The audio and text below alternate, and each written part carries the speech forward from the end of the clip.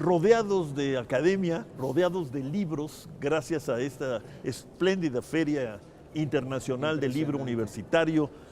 Aquí estoy viendo University of Texas Press, Asociación de Prensa de Editoriales Americanas, Eudeva, lo vi por ahí, los colegios, centros de investigación, el CID del Colegio de México. La UNAM. Da gusto, ¿no? Sí, Esto claro, que la UNAM se haya lanzado a promover esta auténtica circulación del conocimiento y de las ideas. De eso es lo que estamos hablando aquí. Exactamente. José Romero, Eduardo Vega, gracias por acompañarme en esta segunda entrega de la relación, sobre la relación entre academia, crítica y ya más concretamente, como ustedes me lo dijeron en el programa anterior, no solo economía política, política económica. Así es. O sea, la academia debe hacerse cargo de algún papel en la factura, el seguimiento de la política económica. ¿Cuándo vamos a cambiar y hacia dónde, José? Decían ustedes, se presenta una gran oportunidad política para poner a circular nuevas ideas, para circular críticas documentadas, sostenidas en la evidencia. ¿Hacia dónde están imaginando ustedes que el cambio debe y puede darse? Bueno, ustedes aquí en la UNAM, en el programa de estudios sobre el desarrollo, ya han puesto sobre la mesa agendas de política económica y que son apartidistas, cualquier partido las puede tomar. Y yo creo que en ese sentido debemos seguir haciendo esfuerzos de poner sobre la mesa agendas para que los partidos que las quieran ver, pues las tomen. Pero yo creo que hay una gran oportunidad de que un gobierno un poco menos ideológico se asocie con los principales capitales nacionales, vean qué se puede hacer, que ellos sean los líderes de esta nueva estrategia, qué podemos hacer, qué sectores vamos a impulsar, si es una posibilidad de que no sea exitoso el Tratado de Libre Comercio, remota, pero es alguna posibilidad. Eso nos obliga a repensar el plan B, no sé si hay un plan B, pero lo deberíamos de estar pensando, la academia debería de estar trabajando en qué podemos hacer. Hay muchas experiencias yo creo que una perspectiva es análisis económico comparado que han hecho otros países, cómo han logrado crecer en muy pocos años, qué podemos aprender. No se pueden trasplantar esas experiencias directamente, pero más de lo mismo yo creo que no es el camino. Más del camino ya sabemos a dónde vamos a parar, a menos que suceda un milagro, pero no lo creo. ¿Tú pondrías, en qué lugar pondrías el tema que puso sobre la mesa José, el tema de las relaciones comerciales y financieras de capitales con el exterior, que se resume hoy en el tema del Tratado de Libre Comercio, ¿no? Por supuesto. Claro, es un asunto central del debate nacional y del énfasis que debemos de poner. Y para eso yo creo que, recuperando lo que señalaba Pepe Romero, coincidiendo con él, la UNAM y el Colegio de México también, pero me centro en la UNAM, tiene muchos diagnósticos ya muy bien armados. Tenemos informes del desarrollo social, tenemos en nuestras revistas de la Facultad de Economía, por ejemplo, debates acerca de prácticamente todos los temas económicos que nos importan y en particular en relación con comercio exterior o con relaciones comerciales con el exterior.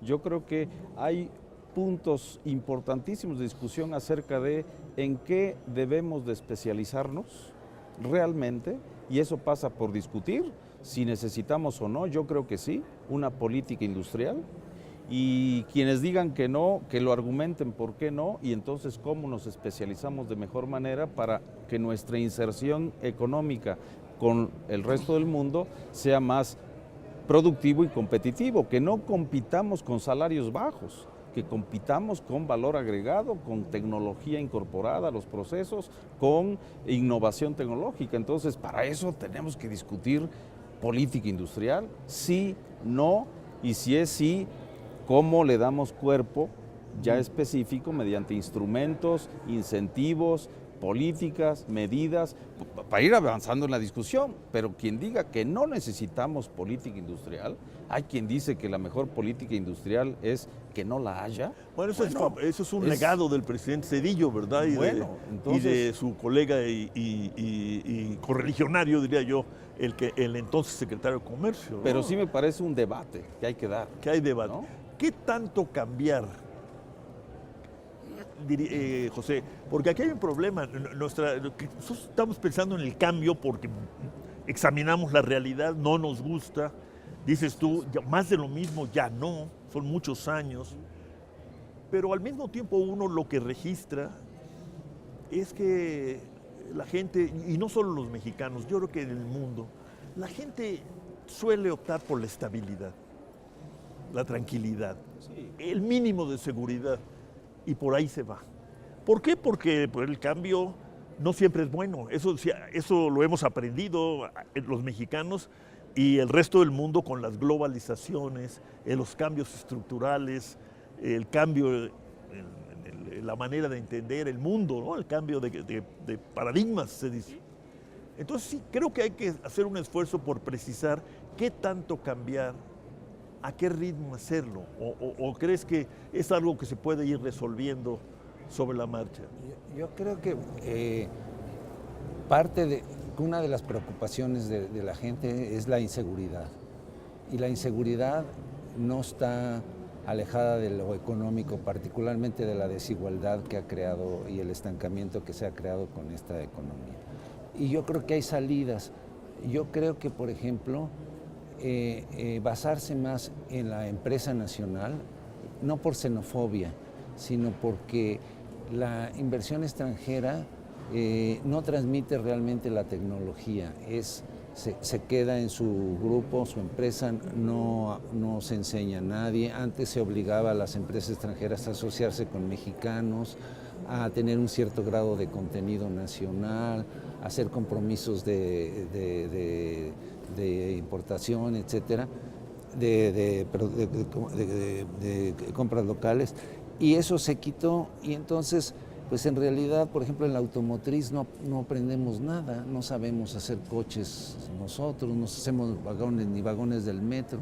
Entonces, sin expulsar a la inversión extranjera, fomentar empresas nacionales que se dediquen a actividades industriales. Pero el mundo de hoy y el que podemos percibir que viene,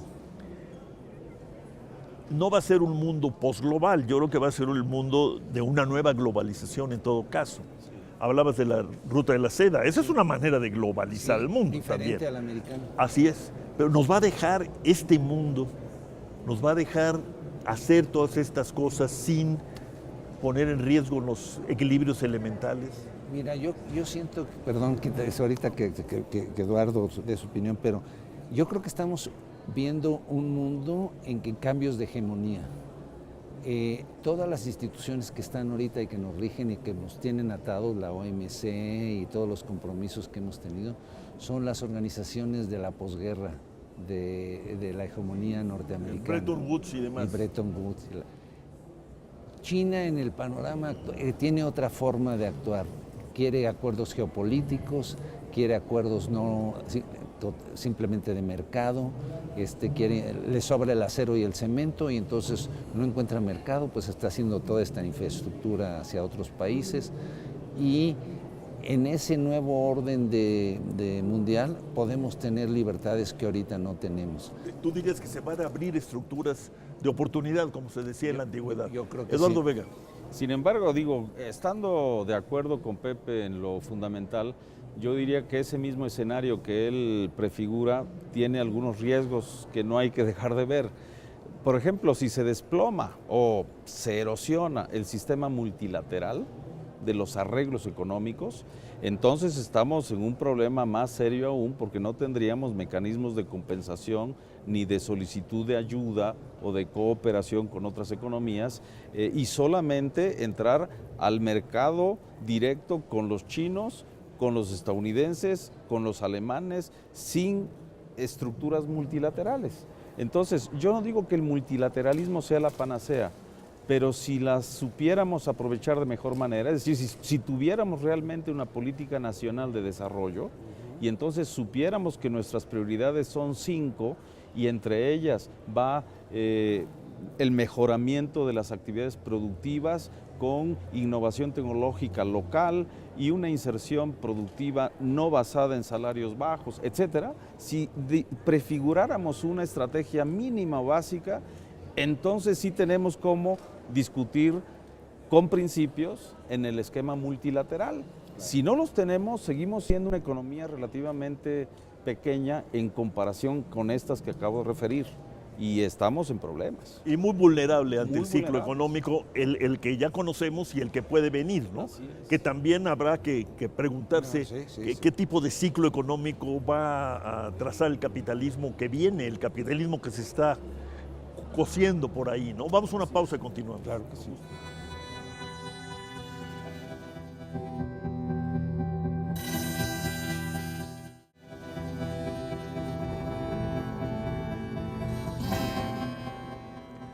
Eduardo Vega, defender o sostener y aprovechar el multilateralismo, has dicho, has advertido. Sí. Yo diría, es una condición para transitar la nueva globalización o la globalización en ruinas que estamos observando. Yo diría que sí.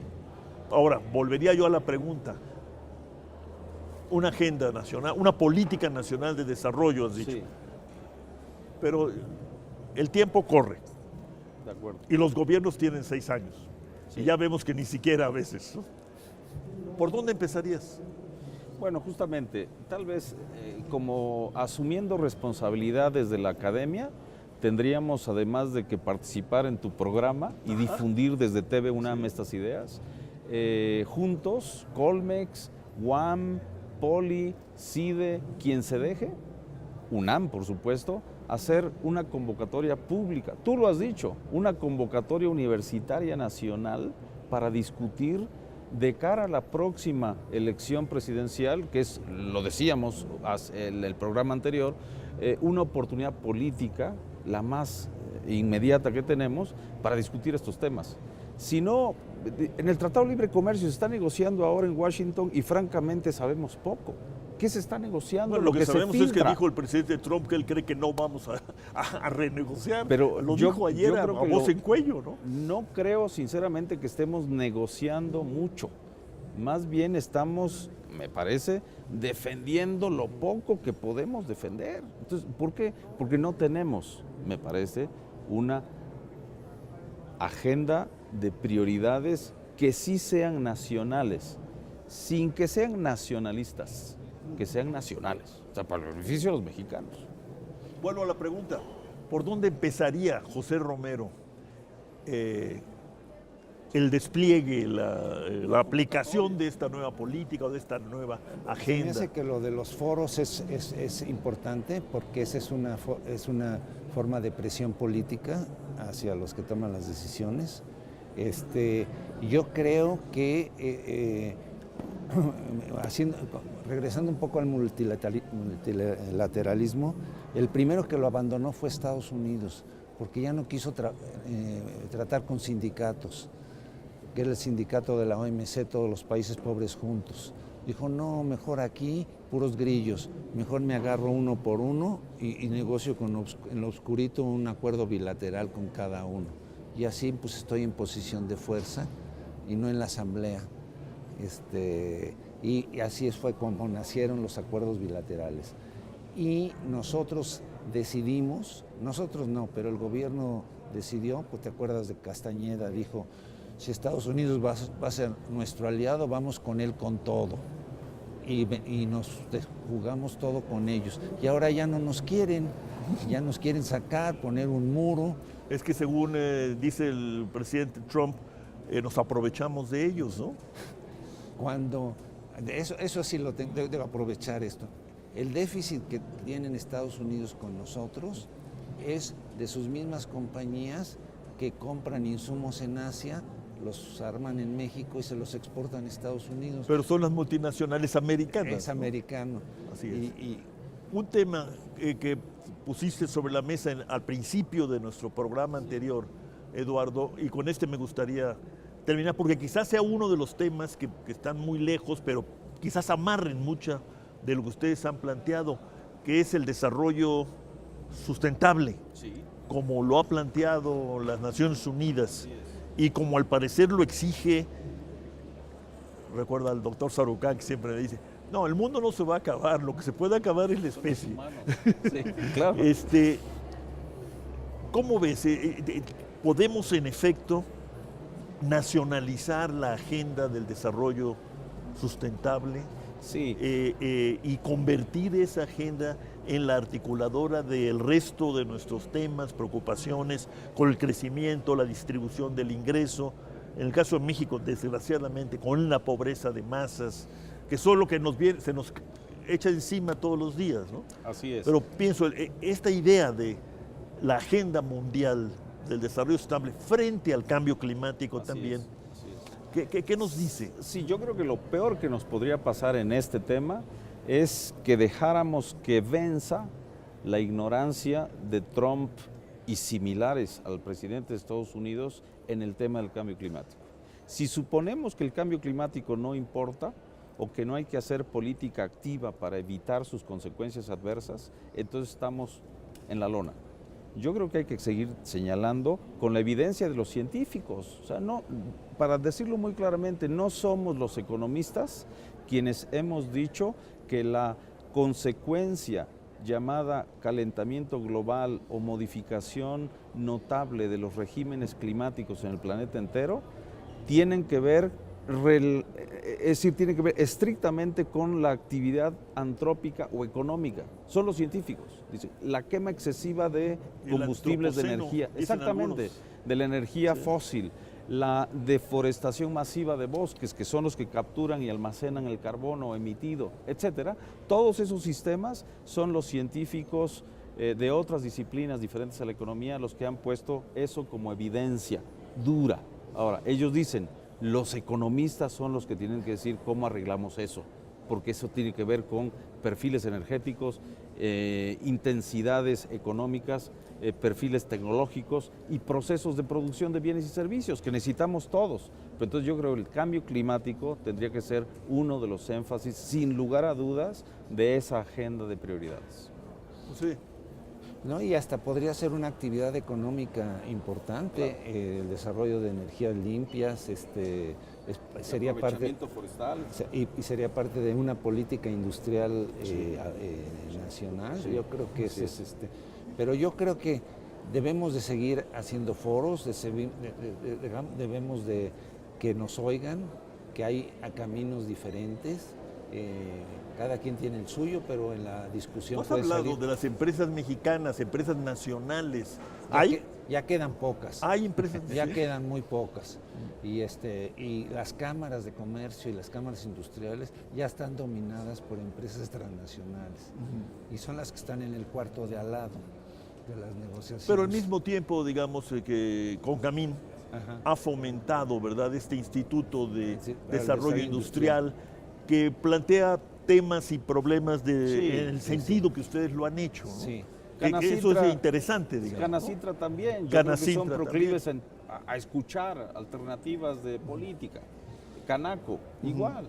Me parece que hay interlocutores en el sector privado mexicano que serían interesados, literalmente interesados, en una nueva política económica.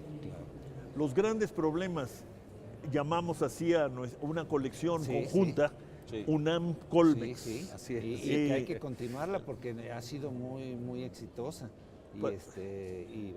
Y ahí tratamos todos pues unas propuestas muy interesantes, una colección muy vendida, muy demandada, y hay que continuar, y sobre todo ahorita para el periodo que nos viene, para que la gente conozca y los políticos conozcan caminos alternativos. Para ir terminando, y a riesgo de parecer reduccionista, los grandes problemas, si hablamos, ¿qué no deberíamos hacer un esfuerzo por decir el gran problema? O sea, México, hay muchos. Tu gran problema, el que no puedes evadir, porque si lo evades te va a costar mucho, es Falta de crecimiento. falta de crecimiento. Eduardo Vega. Educación. Educación. Educación. ¿Tú crees que la educación no está en vías de superar sus lacras proverbiales La casi? educación pública tiene muchos problemas serios de alfabetización, de saber leer y escribir, de razonar lógicamente, de comprender los textos que se leen y por lo tanto de la capacidad de la interlocución pública. Si queremos discutir alternativas, queremos discutir con ciudadanos que estén educados. Nos falta, yo creo que también eso. ¿Y cómo han sentido ustedes la posible relación para estos propósitos con el cuerpo político nacional, el que está alojado en el Congreso de la Unión y se va a seguir alojando, y se va a alojar en el Poder Ejecutivo, sin duda alguna? No es cuestión solamente de decirles, ¿no? Y ver si los asustamos. Yo creo que los partidos, más que los,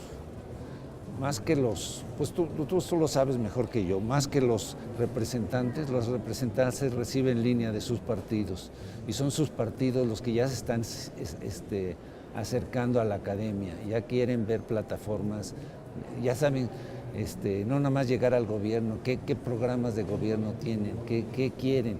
Y la UNAM yo creo que se ha acercado ya mucha gente, a nosotros también se nos han acercado.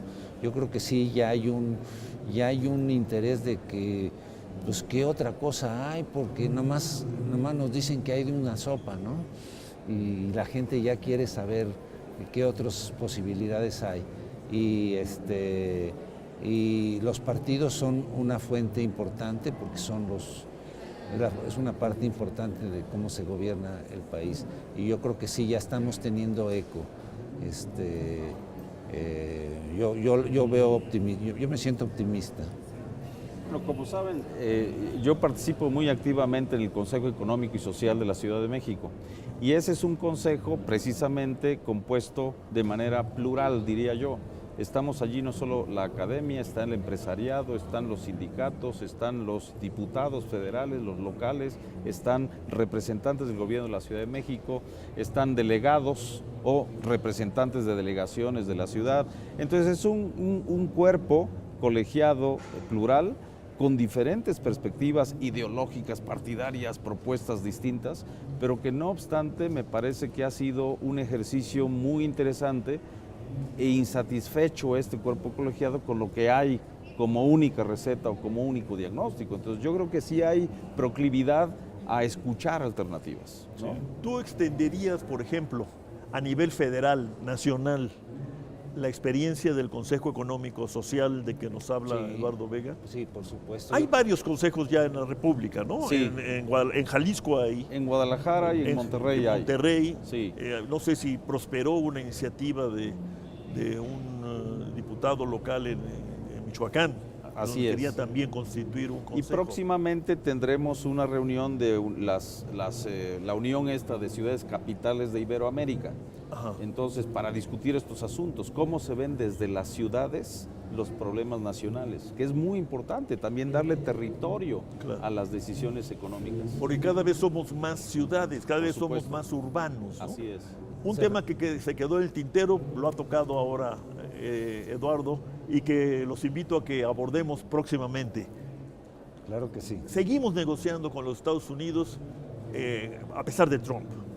Y seguiremos, porque no nos queda otra. La geografía es tremenda. Pero habrá que preguntarnos qué pasa con América Latina. ¿Hacia dónde podemos ir con América Latina? La olvidamos, un poquito en el intermedio es cuando existía la Unión Soviética, estábamos con Estados Unidos, pero teníamos más margen de negociación.